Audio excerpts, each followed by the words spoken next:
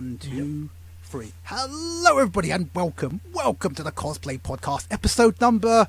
Bloody hell, I've lost track because 7, 8. Yeah, because the Dragon Con special was technically 8. Yeah, episode number 9. That's a lucky number, which unfortunately could not be said about a load of people over the other weekend.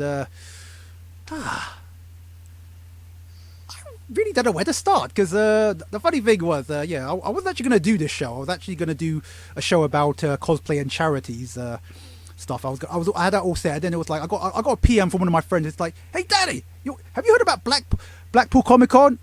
Yeah, because I remember hearing rumblings on the Facebook that Christopher Mason, he says, oh my God, this is like LFCC levels are bad, and I'm thinking, okay, you're kind of exaggerating because that's in the. Yeah, because obviously I was there. That's in London, the capital city. That was really, really super bad.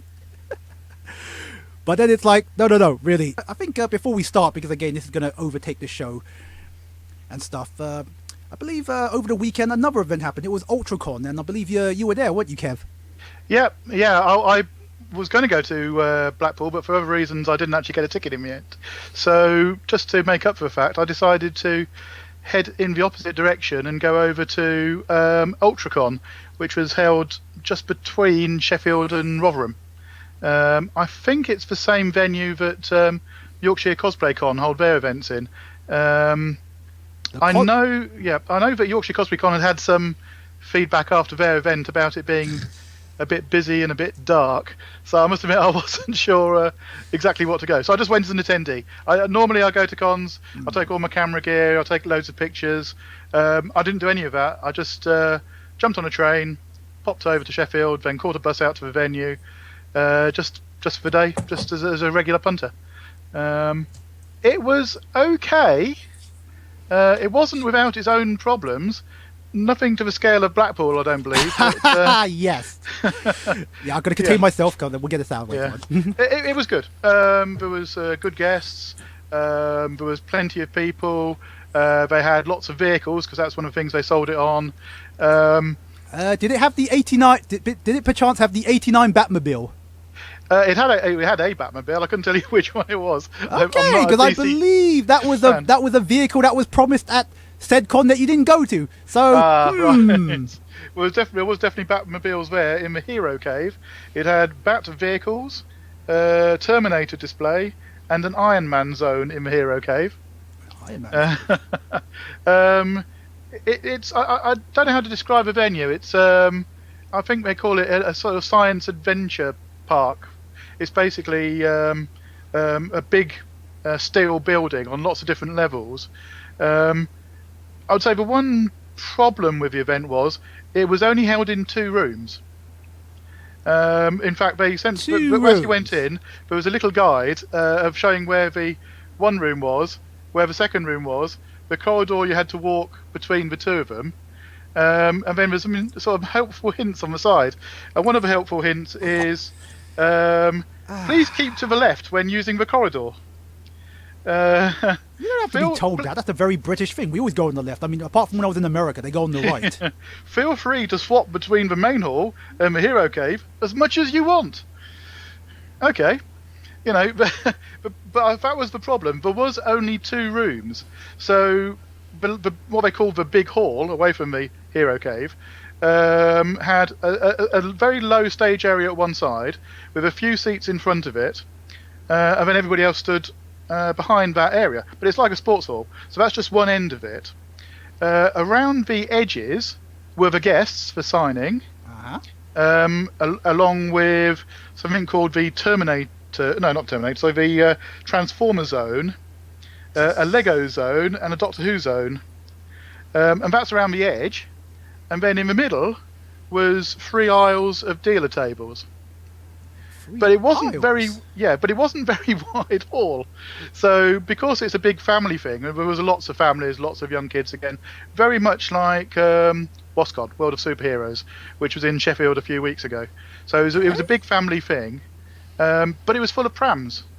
And if you've got 2 prams going down the tables one side of the other, they could not pass each other. Sorry, I'm seeing the faces you're making, Christian, yeah. So it was just jammed because, you couldn't get through with all these prams. I think basically looking at the building, there was lots and lots of other spaces, but they'd kept everything into these two halls. I couldn't see anything on the stage. There was people in the chairs, like I said, there wasn't that many, but then the parents standing around the back of the chairs all had the kids on the shoulders, and there was a ring of them. So from behind that, you just couldn't see the stage because the stage was low. Now they got a big TV screen above the stage, but all that TV screen was doing is showing sort of when they say a cosplayer came onto the stage, they'd show sort of if it was one of the Avengers, they'd show the Avengers logo. It would have been much better if they actually showed what was on the stage, so those of us not sitting in the chairs could actually see what on earth was going on. We could hear the music and hear the people in the chairs clapping. You just couldn't see anything.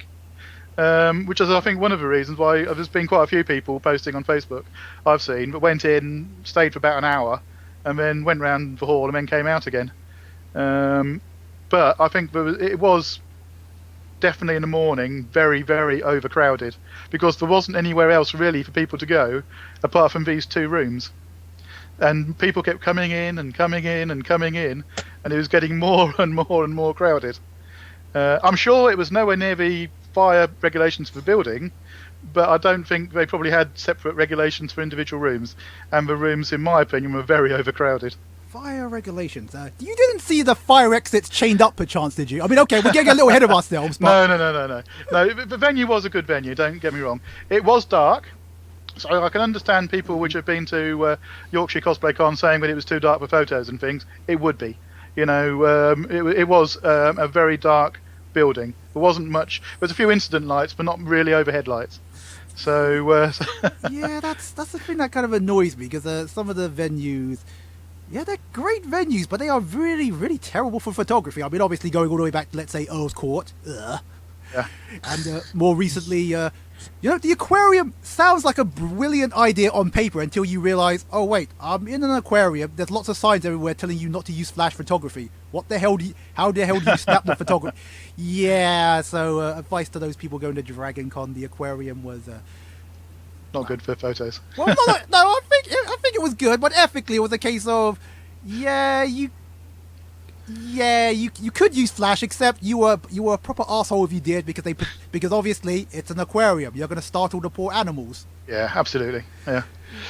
You needed big continuous lights to take in there with you next time. Don't even know. I don't even know if you were allowed that. But anyway, get back to the whole point. Yeah. Get back to the whole point. So it was okay. It was okay. It was just simply okay. It was the first event they've had. There were lots of vehicles and things. Everything they promised seemed to be there, as far as I could tell.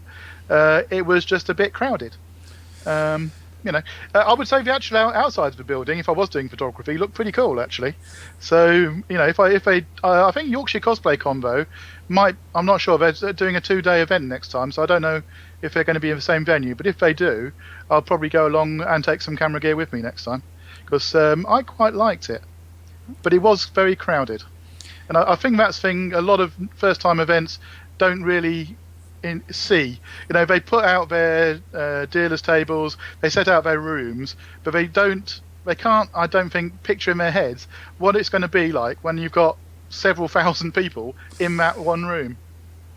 And again, this I just realised I forgot to do the damn introductions. Again, this is how, without a plan, we're fighting. And again, we have double returning guests. We have Kev Pack, who originally, of course, was on our photography show, and of course is known as the Old Man of Iacon. And of course, we're going to ask from his perspective because he actually ran an event. In matter of fact, reputed to still be one of the best events that ever was and will be. Kind of like that city in Game of Thrones. What was it? Had that funny looking bald guy. Oh yeah, Cough, wasn't it?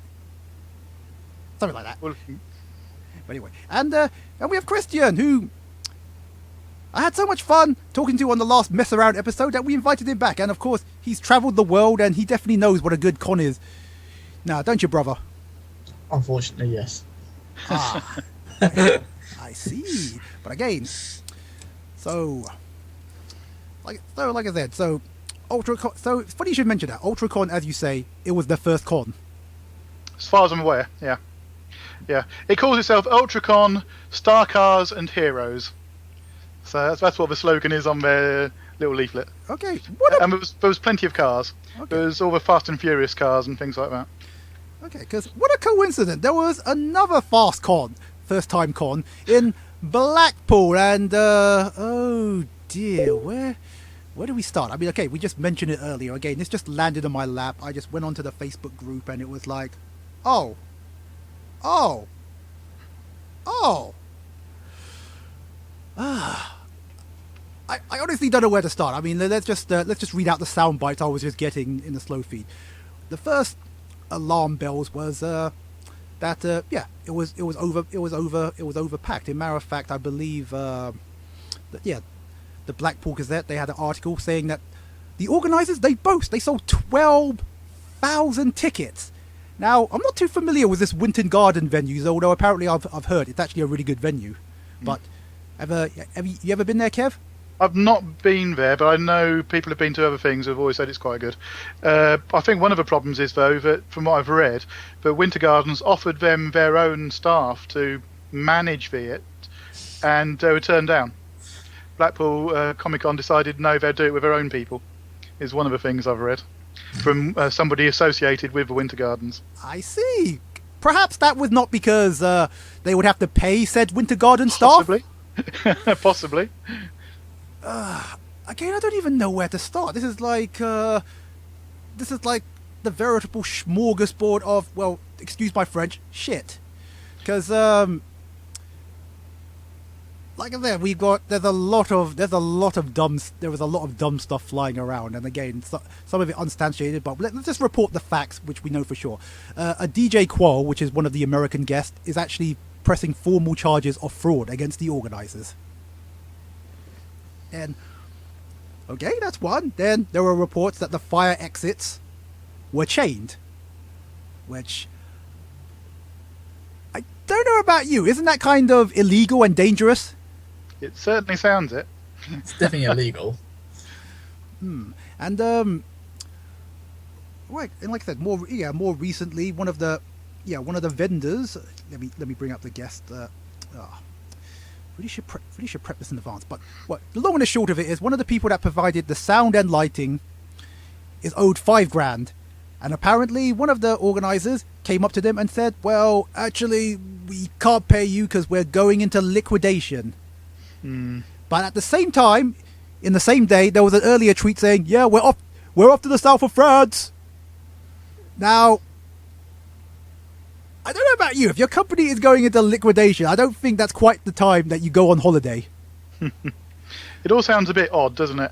They said it sounds more like a con than a convention. A con in the traditional sense that it was a genuine con and not short for con. Again, this is such. Again, this is.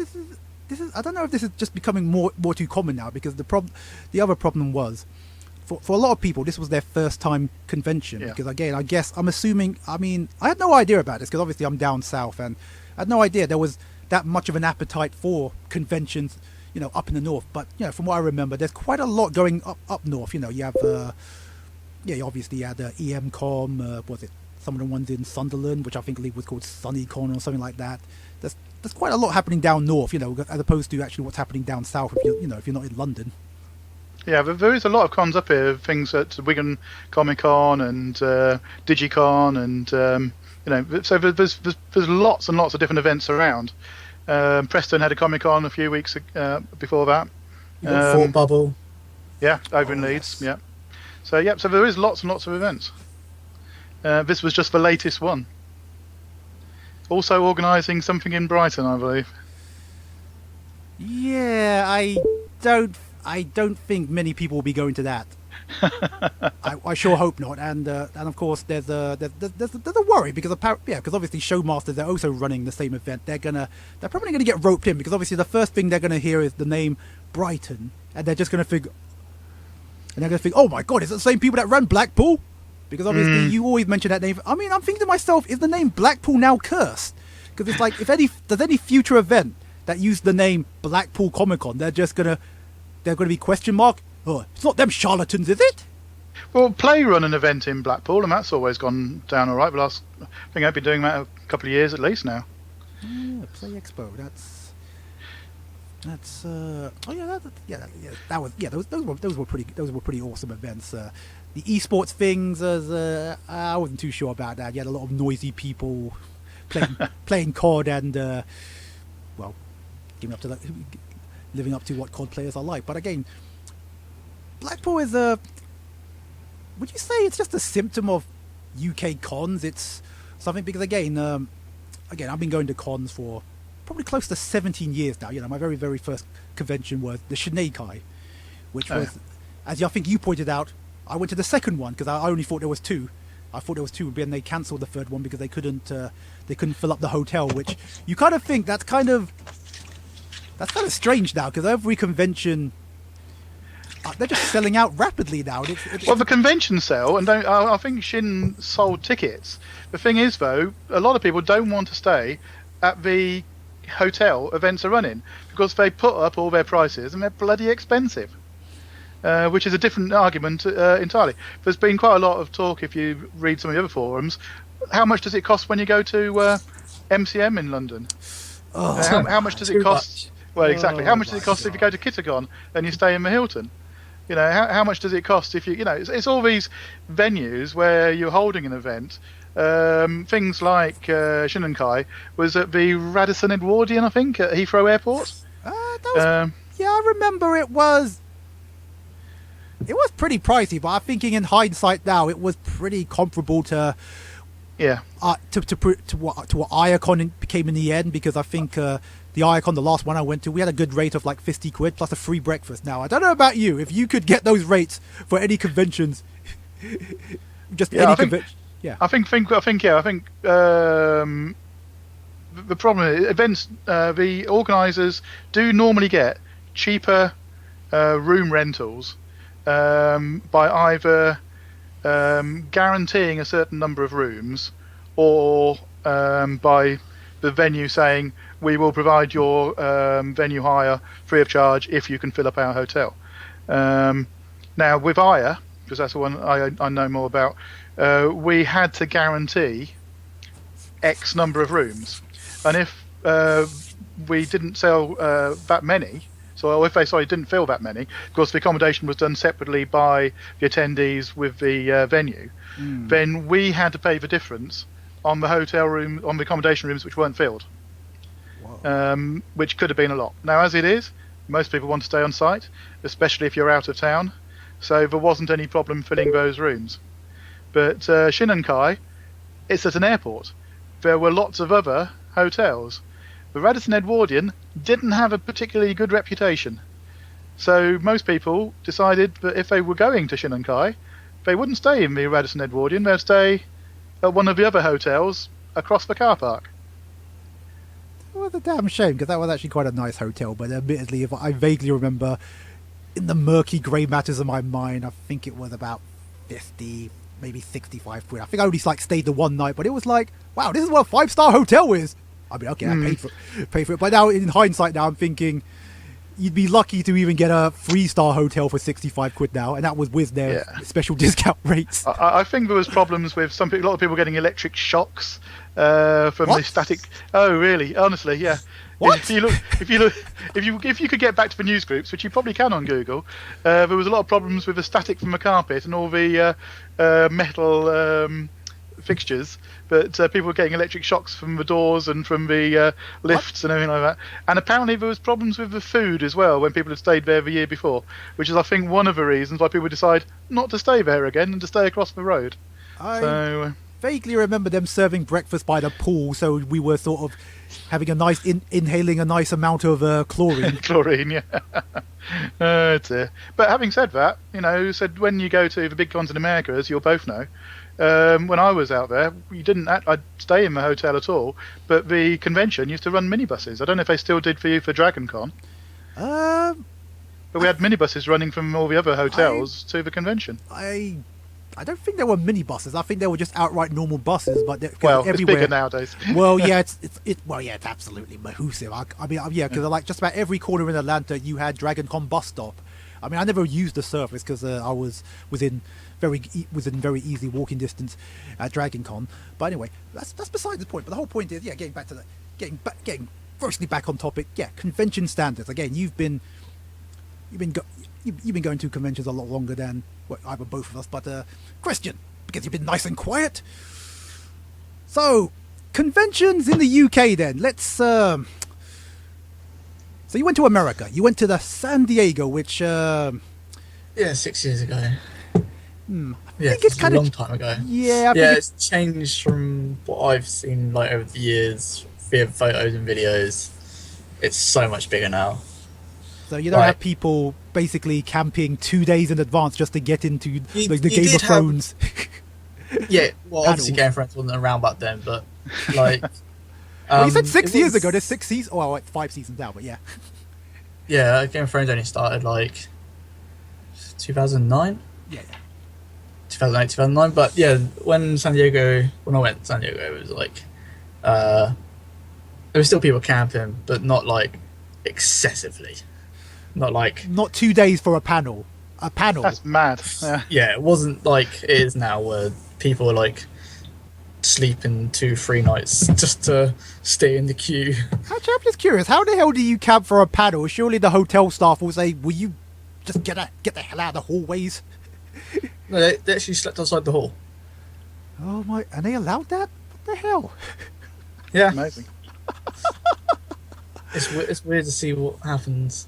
Like, but yeah, it's like it was a lot more like from what I remember. It's like it wasn't as busy.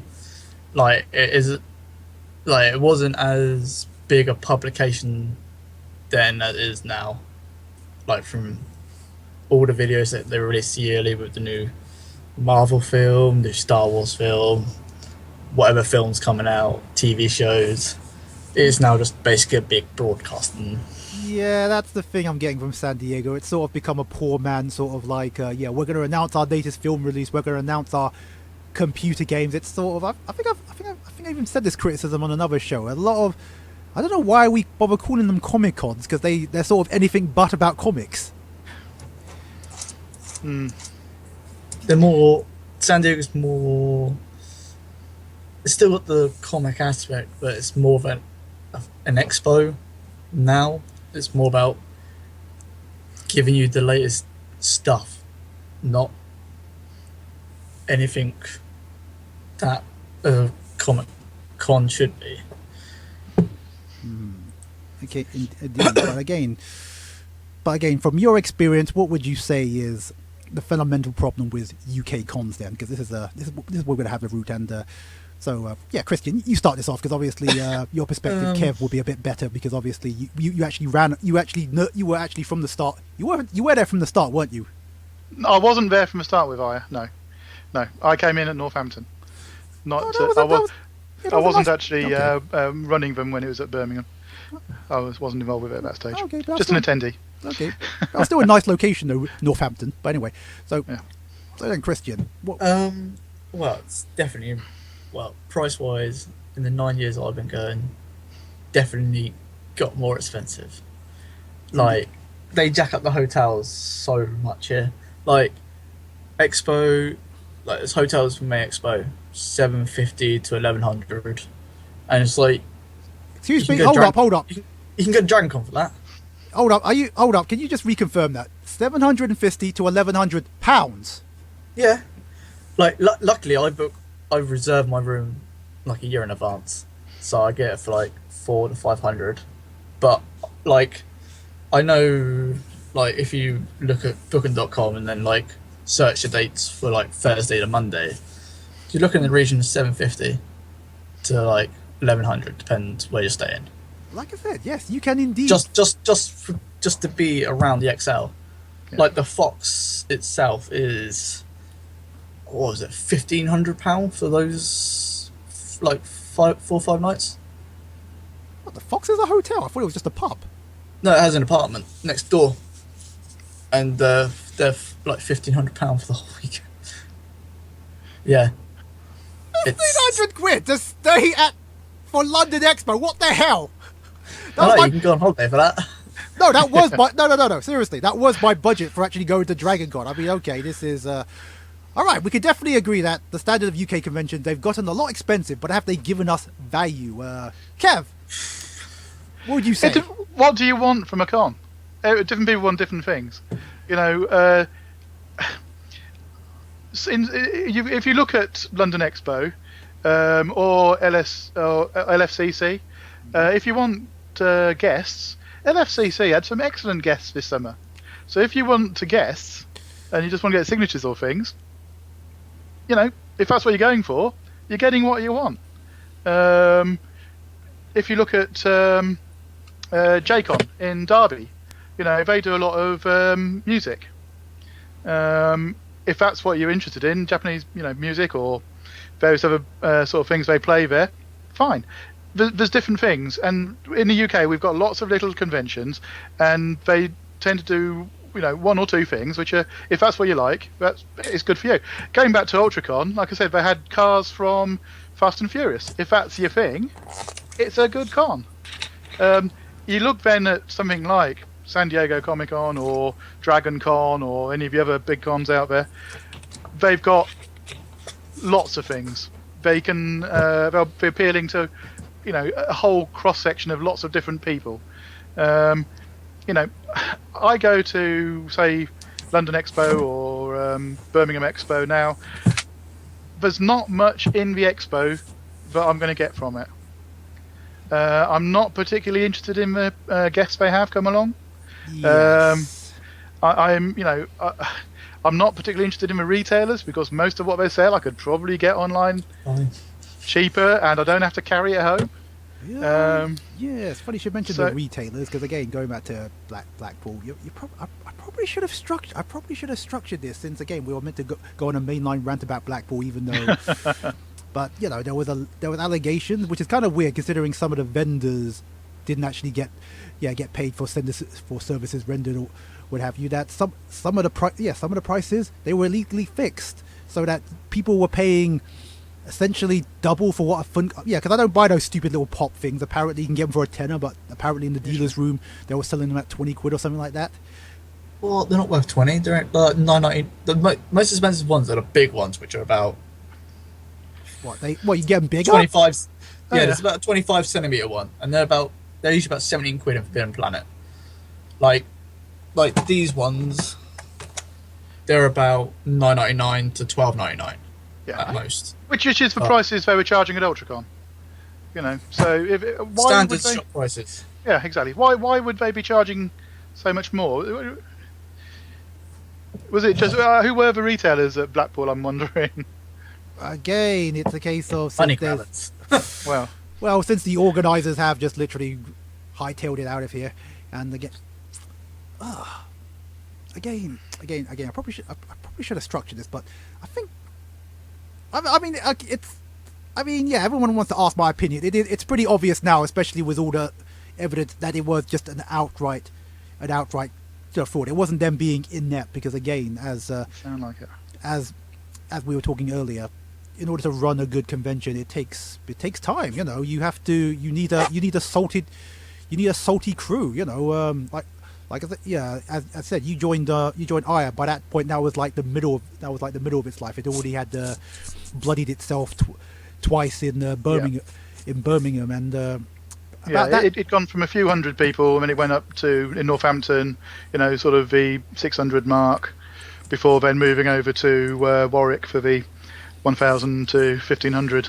Yeah, I remember that. Which is still only a small event compared to, you know, these other Comic Cons we're talking about. But fan conventions are, I've always tried to say, fan convention is completely different to an expo type of or Comic Con type event.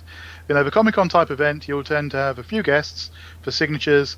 You'll have a few things on stage with talks, but it's mostly a dealer's room. Whereas with the fan events, you'll tend to find that it's mostly breakout rooms with lots of talks, lots of events, lots of workshops, and they're all organised by volunteers, other fans who want to show, you know, other people who are interested in the same things what they can do, or show them things they might not know, or play games with them. Okay. And it is fans wanting to have fun with other fans. It's not an organisation running an event to try and make a profit.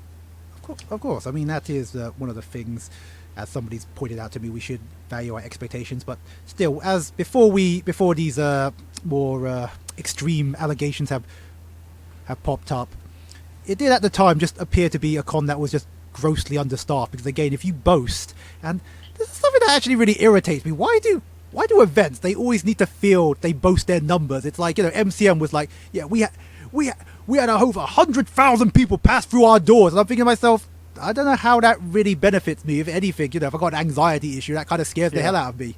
Yeah. I mean, that's more beneficial to, obviously guests who are saying 100,000 people. Wow, I can get more signatures and, of course, vendors. But it's like, I've just noticed all these events, they just seem to love throwing out their numbers. And again, it was the same thing with Blackpool, where they boasted that they sold over 1,200 tickets. And I'm thinking to myself, that's all great to know, but how did that benefit us? But I think but numbers are fine as long as you can manage those numbers. As long as you have a venue big enough for those numbers, and you've got enough different things for people to actually do when they're there. Again, as pointed out in the earlier show by my esteemed colleague, Mr. Dave Collier, it's unrealistic. I don't expect we're ever going to get a Dragon Con-like event. We just do not have those massive venues, the interlinked hotels, the whole cooperation of the city. I mean, if you've seen my photograph from the parade, you had literally a small army looking after the parade. Yeah, that was very impressive. I've not seen a parade like that for a fandom before. Yes, this is the other thing we should make clear. This is a fan-ran event. Yeah, fan-ran event, and it's been going for 30 years. 30 years, bloody hell. But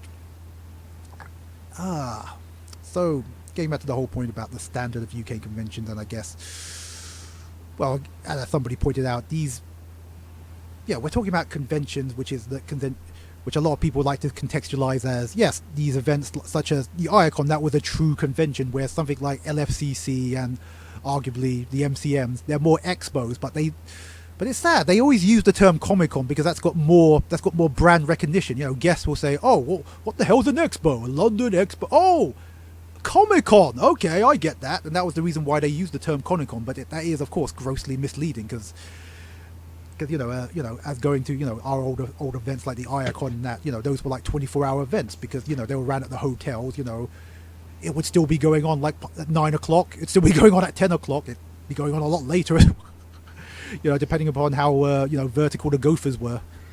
I remember one year we did 25 hours in a day because it was the day the clocks changed, and we kept on going. We didn't stop. We went all night, and then carried on with events the next day. That's an interesting thing. Getting back to staff, because again, we just blatantly know Blackpool was just an outright fraud. That's why they refused. Yeah, as you said before, because I didn't really hear about those allegations, but it makes sense now. They refused the Winter Garden staff, who evidently, because it's their venue, would have a lot of them on hand. Well, I think from what I read, that Winter Gardens had their own staff, and they also employ a firm for security, and both were turned down, from what I read. Once again, these are only things you see on the internet, so take them with a pinch of salt. But that's the case. It's an interesting thing, though. If you look at the fan-run events like Aya. I'm just curious. How many gophers, let's say, towards the very let's say in Northampton, how many gophers did you say compared to, let's say, when you had in Warwick?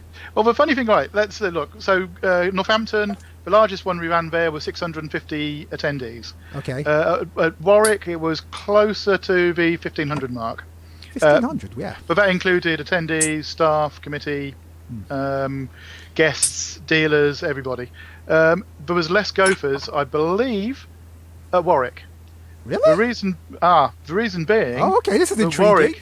Warwick also provided the security people, they provided the tech people, they provided the assistants, to look after rooms. All we had was gophers running around with bits of kit somewhere if we needed it, or gophers looking after specific rooms for making sure there was gear which didn't go walkabout.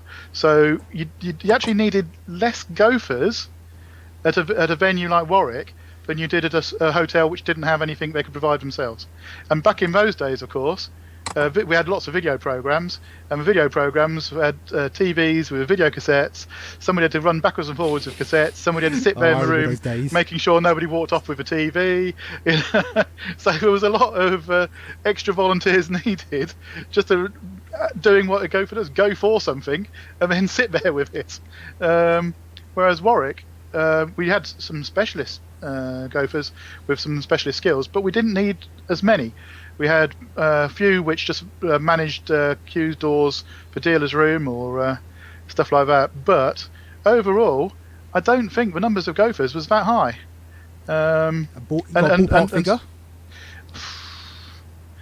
I would have to go back to the ops guys to check, but I would say, I don't know. Hundreds? No, 40 to 60, something like that. 40 to 60. Okay, and they were looking after essentially 1,500 people, but of course that was augmented by the on-site staff.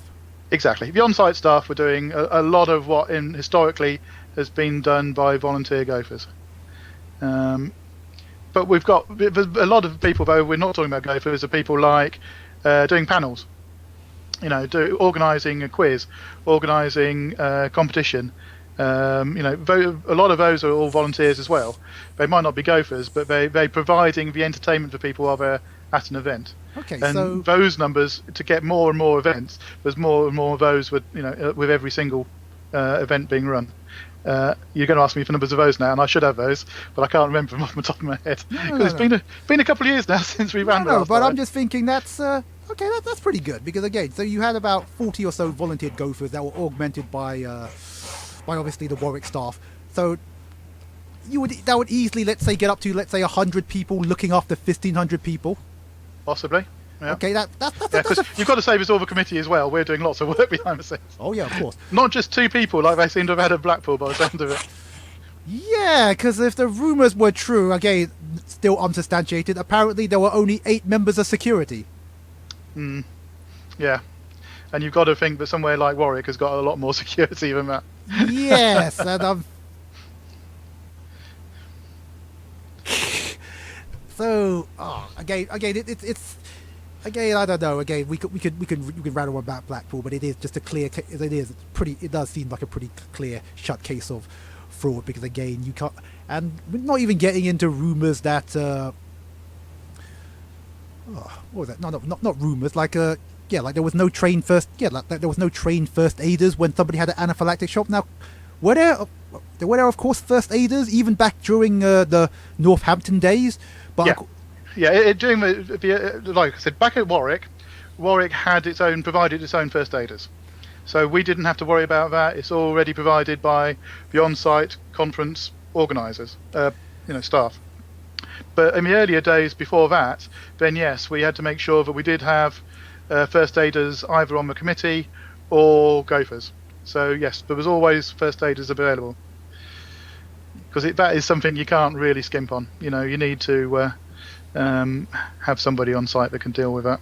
Okay, because again, this was a bit. Most security staff should be first aid trained. It's usually in their training now that if you have got a security badge, you have first aid training all the times. Yeah. And if you can remember events like Ultracon, I didn't go this year, but last year there was a couple of guys from St John's Ambulance which were there pretty much the whole weekend. I didn't go this year when the problems kicked off, but I assume they were there again this year. But last year they were definitely there all the time. Apparently the 5 ambulances kit coming this year. Well, yeah, that's a different issue. Oh, whoa! Tell me about this because I again, what the hell happened? I just read somewhere that there was 5 ambulances at KitCon. I think some people were, young people going to their first convention. Yeah, exactly. Had a good party. Oh dear! It is just like pretty much every UK. Yeah, I've kind of noticed this. It's there's a bit of a weird dichotomy. It's like I think all the anime cons now they're all over 18s, isn't it? Because they don't want to deal with the insurance, isn't it? Yeah, pretty much. When we first ran at Warwick, we still had 16 to 18-year-olds as well. And as well as the insurance, we had to have them in separate accommodation away from everybody else. Really? The only people, that was laid down by their child protection policy. The only people which could be in accommodation with them were other family members. We had to have daily briefings with security to see if there'd been any issues overnight with them. So with that and the insurance and making sure that they have not access to the bar at some points and not access to some of the events, it's just too much of a hassle. Yeah, I can see why you made it over 18 only. That could be a bit hard when it's like you have the yaoi and yuri rooms. Exactly, and all the hentai stuff is, or even gore stuff. If you want the live action stuff as well.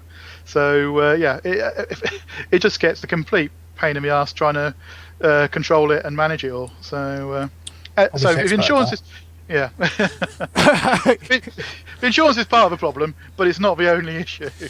Oh yeah, Christian. Yeah, he's reminding us. Yeah, we kind of had a go at the younger sort. The youngins. Oh, yeah. Well, you're both youngins to me, so what can I say?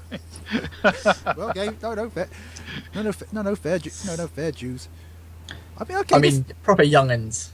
Yeah, I know. Okay, well, so this is the rather annoying dichotomy we kind of have with the UK cons at the moment, because again, according to for 4chan, which is a bit weird. I'm giving the credence. The only solution to all our bad cons is either go abroad or wait for IOCon to come back. Well, I go abroad. I've missed the last few years, but I've been going to Japan Expo for quite a long time. It's only a quick hop across the channel, and I really enjoy it. So I've missed it the last couple of years, and I think I'm going to be missing it again next year to go back to the US, as I pointed out earlier on this evening. Yes, you've pre-bought it, which is not a bad idea, because again, it's working on the scale rule. So obviously, the earlier you buy your ticket, the cheaper it is. So the cheaper it is. Yeah. So it's £40 at the moment, but that's a 4-day con. People, technically, it's a 4-day con according to them, which is obviously was it Friday to Monday? Though technically, it's realistically Thursday to Monday, which in theory makes it a 5-day con. But no, you kind of want to go home on Monday. It's You've had enough. No, it was. I said it on my feed. It was a very, very sad sight, because it's like just the day before on Sunday, the whole streets were full of cosplayers. The whole.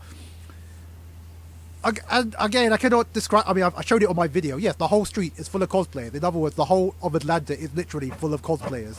It's like it's probably the most beautiful sight ever. So then come Monday, they're all gone. And if you were hardcore enough to be still in costume as I was, it was like. It was kind of sad. Yeah. So you wander around the hotels, and it's like, oh, I'm the only one in costume. Everyone is like, they're going the other way. Mm-hmm. All the porters are there. They're bringing their bags out. So yeah. Tip for those going to Dragon Con. Yeah, you probably want to leave on Monday. Well, probably. I don't know. We'll see. Well, yeah, I'm not sure. I won't be cosplaying anyway. So, you can hang with us. Me and Chris. Yeah, we can go shooting at the range. Fire a couple of range down range. Yeah, you want to join us now, don't you, Christian? Yeah, I'm not so sure about that. But I've got to say, there's some excellent conventions out in Europe. Japan Expo is just one of them. There's loads of conventions in Germany and Italy. So you don't have to stay in the UK. Yeah. Yeah, you were saying about the numbers of Japan Expo. Now I'm thinking that's quite frankly scares the hell out of me. Bearing in mind, I mean, of course, EdXL is. Well, it's a bit of a tiny venue. I believe the exhibition centre they got over in France is considerably bigger. Yeah, it's huge, absolutely ginormous. Don't be thinking there'll be no queues though. The queues are MCM Expo queues. Well, no. I think I've said this before. I'm going to reiterate it again. If you do conventions, complaining about queues is the same sort of thing like going to an Iron Maiden concert and complaining it's too loud. However, this is the big however, how you manage the queues is a massive difference. Because again, at Dragon Con, the solution was simple. You give everybody their bloody lanyards before you start the con. And as we explained in our last podcast, because it's a fan-run con, it's like, all right, you can pick it up at 10 o'clock on Thursday. Guess what? Me and my mate Dave, we picked it up at 9 o'clock on Thursday. The people rallying thought, you know what, let's just give the badges now. Well, that's actually a good point, because I said if you go back to Aya, and I assume it's most the same for a lot of the UK fan cons, we didn't get the area that we use as the check-in counters until mid-afternoon on the Thursday, and then we needed a good several hours to get everything prepared and set up, which is why we were never ready on the Thursday to start handing out the registration stuff. Having said that, I always open registration early on the Friday. I never opened it at the advertised time. Because if people are going to start queuing up an hour or 2 hours before, you don't want queues to build up. So you always open an hour or 2 hours before your registration time you advertise. Just so, when people come in early to start queuing up a few hours early, you don't start building up that hour of backlog of people queuing up outside. Which a few other events have done recently as well, I think. Yeah, there is just this. I don't know what it is. Every UK con I've gone to has got this annoying bottleneck in the morning. You just think, yeah, can we not just get our passes beforehand? Can't I just send them in the post and we can just walk through the damn door? It's just, ugh. Well, the issue's always been with a lot of it is that with a lot of them, you're not buying a ticket. You're buying membership to a private members event. When you're coming to check in, well, when you come to check in, we have to ensure that you are the person that is the member, because you're the person that's insured to be there. Okay, fair enough. So I can't just send you a ticket and then you come in and get your ticket stamped, because it isn't a ticketed event. It's a private members club, and and your membership only lasts for those 3 days. So that's why it's a bit different. I don't know. That's how I was organised. That doesn't necessarily mean that's how all the others are organised. But that's how I was organised. It was a private members club, and you were paying for a membership which lasted just those days. So we weren't selling tickets; we were selling memberships. Okay, that's fair dues. Yeah. Christian, you're getting very dark. Yeah, you are. You're getting. No, I don't know what. The cameras, yeah, I think you got one of those annoying cameras that autofocus and they adjust because of the light settings and everything. Yeah, it's on my laptop. It just dies whenever it likes to. Christian, because you've been nice and quiet, and again, just before the break, we were talking about you went to the Wizard World, which were essentially the American equivalent of MCM. Now, how would you better run? Okay, begin then. How were they better ran? Was it just a case of the venues, the more staff? Marginally better run. Well, they got more staff. Some each one had different. I found some staff at one event a bit rude, but then another event. Name and shame the city, because apparently the rule of scale is the more north you go, the more ruder they get. Apparently, yeah, because I was in Atlanta, everyone were bloody nice, but apparently when you go to New York, everyone are dicks. Apparently. Oh no, when I went to Florida, that was the worst one. Really? Okay, Yeah. That's weird. People in Florida were quite nice from what I remember, because I was in Florida 2 years ago. Strange. Yeah, the people that were working weren't very nice. But they're they run it completely differently to how MCM does. Obviously their cosplay competitions are completely different to ours. They actually have categories, which actually make more sense. But they're a lot this is weird. They're a lot cheaper to. It's a lot cheaper to go to a Wizworld con than an MCM Expo. Can you give us a breakdown of price? Well, as you said, you paid $40. Well, yeah, $40. Well, £40 for your Dragon Con ticket. Well, we paid £40 because it was actually $80, but yeah, obviously. Yeah, but £40 for 4 or 5 day con. Yeah. And you're paying £50 for MCM for 3 days. Yes. Very few people do actually question that. I mean, well, a lot of people question that, and there's a lot of apologists that will just say, but you must pay for the extra security in that. And obviously, it's NXL. Whereas, obviously, I like to point out, but I can go to Manchester for 22 quid. Owned by a rich Saudi Arabian man. Yeah, that's the gist of it. Yeah. But yeah, Wizard World, you can 2-day tickets, $25. Excuse me? $25? Yeah. That's when I went. 15, 16 quid. Blimey. Yeah. We're getting ripped off. Yeah, and that was, obviously back in the day. But, let me just double check what I would do a Google search now, but it would take forever on my phone. But, yeah, I think they're like around $30-40 now. That's For 2 day still events. Still what- cheaper than our events. what for 2 day 25 quid, 25-30 quid. yeah, for the 2-3 day events if they have 2-3 Yeah. day. Yeah, okay. It's usually about 2 days for most of the Welcons. But yes, it's ridiculous. Kev, actually, Like- now that you mention it, because we were talking about European cons, how much was Japan Expo? Oh, I can't. They've got tiered pricing, so you can get Zen tickets, or there's so many different combinations of tickets you can get, which gives you, like in London Expo, you go and you either get priority or regular. I hate those. Yeah, they're so well, good about it's like the those. same thing, but there's 6 levels instead. So 6 Oh, Six so is it levels. like LFC? Is it like Showmasters where you got yeah, early bird, standard, a diamond pass, a golden Diamond pa- pass, a bling diamond pass, which pass. doesn't give you diamond pass that doesn't give you a ticket to get in. really. but it is pay like f- that, you know. You pay 400 quid for the diamond pass and you don't get a ticket to go in. It's like, well, what's the point of it? But yeah, May as it well- does get quite complicated. I can't. I'd have to look it up to see what the last prices were. Once again, you get the tickets from places like Ticketmaster, though. You don't go to the con and get them. It's done by, it's big scale. So. Oh, okay. That was like when I was trying to get tickets for Fax, the one in Belgium. It was like I was baffled as like you couldn't actually get it directly from the website. I had to go to a third party, and that was like I don't know. Exactly. To me, that seems suspicious. But again, that's not. I guess that's not really anything new because it's a bit like in order to buy tickets to LSCC, you have to go to Eventbrite. Yeah, exactly. Yeah, well, Eventbrite is just for. It's actually really handy. Yeah. Yeah, Eventbrite's for buying your ticket, independents selling tickets, but Ticketmaster is Rip off. because you end up paying fees to Ticketmaster as well, don't you? So let's have a quick look. Let's have a. Do you want to do something else? Well, I'm looking up to find out how much Japan Expo actually is these days. No, sure.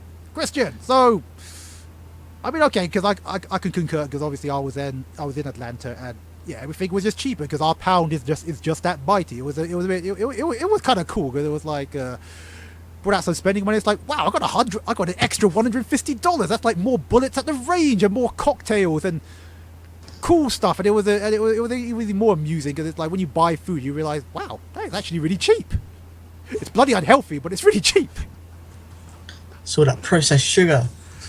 No, you'd be lucky to get sugar. They have this Oh stuff yeah, over they're there the called GM. no, high fructose corn syrup. It's not even sugar. It's corn, but it's obviously been granulated into sweet stuff. The problem is though, it slowly becomes quite addicting. I can't quite describe it. It was just the case of after I got back. Because obviously I was drinking all the soft drinks. It's like when I came back to the UK, the soft drinks didn't quite taste the same, and yeah. That's why do people are obese over there? Yeah, that probably is, but it's like, oh man, I don't know. I don't know. It was a thing. It definitely did. It was like cherry cola did taste considerably different when. Yeah, because that was the first thing I did. I'm thinking, wait a minute, does cherry cola taste it? Even though obviously I'm used to the taste of it, but it's like when I went to America, it was like, oh wow, this is a really really good cherry cola. When I came back home, it's like, wait, this tastes different, and that's obviously because we use the cane sugar over there. It's high fructose corn syrup, which probably will kill you. In the long run. Well, no, But- yeah, go on then. Even I've been to RingCon, which is in Germany. It was RingCon. RingCon is basically a dedicated convention to Lord of the Rings. Yeah, I was wondering. I was thinking, yeah, that's what it was. Yeah. Yeah, and like that was it's like the Rogue events, but a lot better. You don't get ripped off. Ooh, the rogue event. Now, funny enough, I was going to invite the king of the North on, but he's literally In France. Yeah, he's in France, and of course we need to rename him the King of North France. But anyway, yes. Yeah. Obviously, Rogue events aren't exactly the most trustworthy events lately. I don't know. Do you know what a funny? Actually, they're a bit more trustworthy than Blackpool now. So. Well, let's put it. I think. Yeah, I was gonna say this in my rant, but you know what the funny thing is? You can even mistreat the attendees. It's like, yes, you can overcrowd them. You can even overprice them. But as long as you provide what they are there for in the first place, the guests, they will come back. because again, that's what happened with Showmasters. It's like, after Stanley, everyone was like, oh, we're coming back, but then they said, oh, guess what, we have Sigourney Weaver and Bill Paxton. It's like, Ray, hey. But Blackpool committed the ultimate sin. They didn't pay their guests. Now, that is the one thing you don't screw up. Well, that just means there won't be another Blackpool Con, doesn't it? Because what guests are going to want to come if they hear the last time they ran an event they didn't pay anyone? And again, well, the guys doing Blackpool were supposed to be doing a Brighton event, and those people got this is what annoyed me. Those people got confused. Were like, "Oh, Showmasters are fucking up again," and it's like, no. It's other con. Yeah. Like Showmasters don't use ticket online or wherever it was. People were moaning about. They use Eventbrite, which we find. They use Eventbrite only, and it's like, how hard was it to Google Showmasters, Brighton, and see that the webpage is still up and the tickets are still on sale, and not go to Brighton Comic Con, totally different event, and see their tickets are on hold because they've run away. But after the winter London Comic Con, would you buy tickets now for summer? Apparently, they are confirmed to be in Olympia again.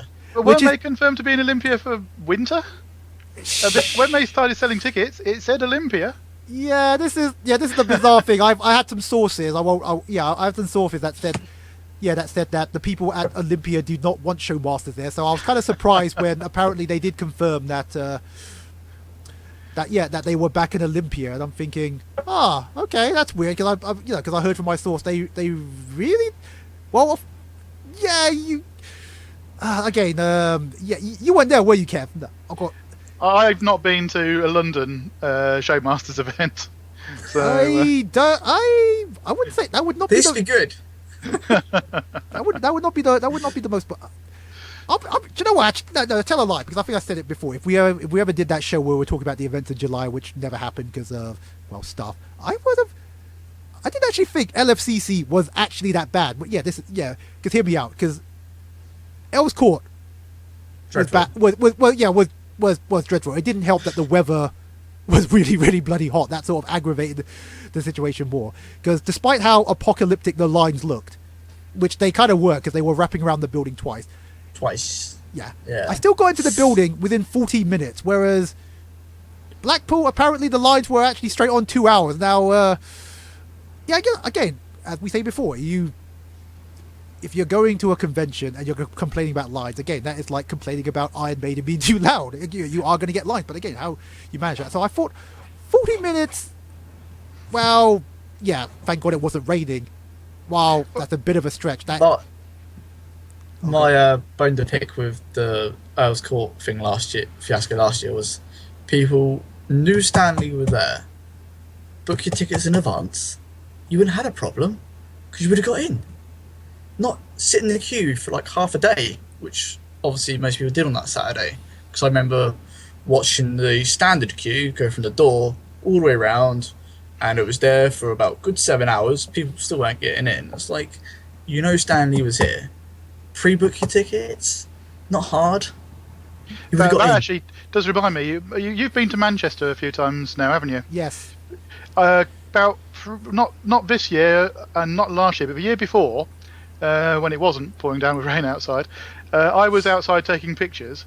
There were people queuing up to get in because it was still, at that time it was only a one-day event. People were queuing up to get in because they were selling tickets on the door still, and they had to come out to tell the people in the queue, there's no point queuing because by the time you get to the front of the queue, we'll be shutting. And they'd been queuing up, I don't know how many hours. Ow! Ouch! At the time, they only ran the event in the first hall, so it was a smaller event and it was only one day. But they were having to reject people because they said that by the time you get to the front of the queue, we'll have shut. Okay. Hold up.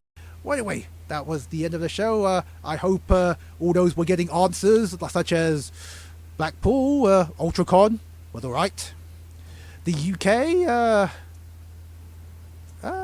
we're alright. We're alright. Okay. And all that's left to do is say thank you to my guests. So thank you very much, Kev Pack. Yes, thanks for having me back. Cool. And thank you very much, Christian.